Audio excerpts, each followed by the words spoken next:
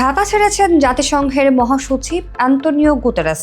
4 দিনের সফর শেষে 16 মার্চ সকাল 9:55 দিকে শাহজালাল আন্তর্জাতিক বিমানবন্দর ত্যাগ করেন জাতিসংঘ মহাসচিব।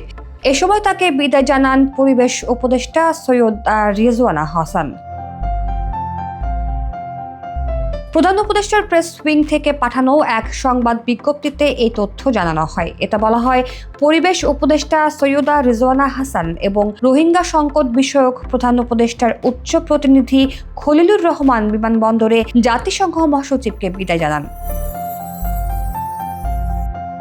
যাওয়ার আগে অ্যান্তোনিও গুতেরেস প্রধান উপদেষ্টা মোহাম্মদ ইউনূসের সঙ্গে ফোনে কথা বলেন এবং বিদায়ী শুভেচ্ছা বিনিময় করেন। এরপর বিমানবন্দরে পৌঁছালে তাকে গার্ড অফ অনার দেয় সুসজ্জিত প্রেসিডেন্সিয়াল গার্ড বাহিনী।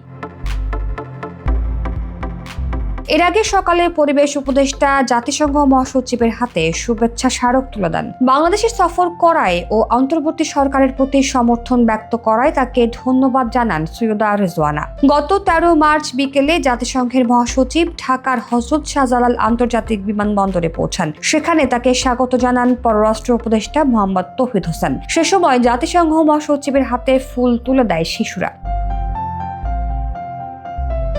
সফরের দ্বিতীয় দিন 14 মার্চ কক্সবাজারে রোহিঙ্গা ক্যাম্প পরিদর্শন করেন জাতিসংঘের মহাসচিব।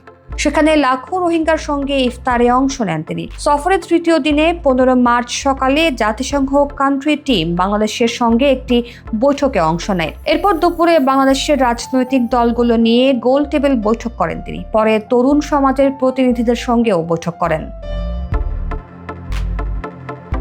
এদিন বিকেলে পররাষ্ট্র উপদেষ্টার সঙ্গে যৌথ সংবাদ সম্মেলনে অংশ নেন অ্যান্তোনিও গুতেরেস। সংবাদ সম্মেলনের পর অংশ নেন ইফতার ও আর্লি ডিনার সেশনে। এ সময় বাংলাদেশকে সব রকম সহযোগিতার আশ্বাস দেন জাতিসংঘ মহাসচিব। পাশাপাশি বাংলাদেশের আতিথেয়তায় মুগ্ধতা প্রকাশ করেন তিনি।